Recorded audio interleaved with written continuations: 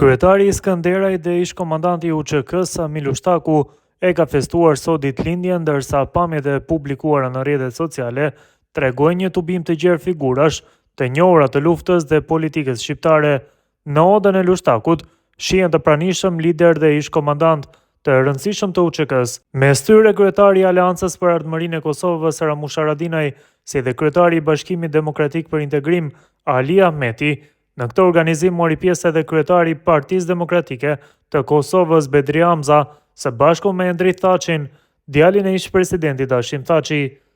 Atmosfera në odën e Ushtakëve u përshkrua si miqësore dhe festive, ndërsa prania e shumë figurave të njohura të luftës të roqi vëmendje të madhe në publik.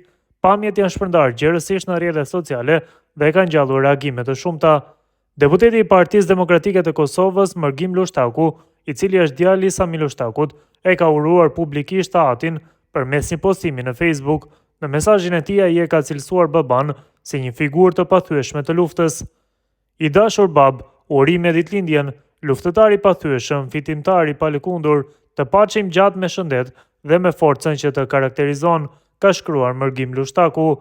Ditëlindja e Samil Ushtakut këtë vit u shënua me një pjesëmarrje të gjerë të bashkëluftëtarëve të tij dhe bashkëpunëtorëve ndër vite, duke e kthyer odën e tij në Drenic në një event takim simbolik të figurave të njohura të skenës politike dhe të luftës në hapësirën shqiptare.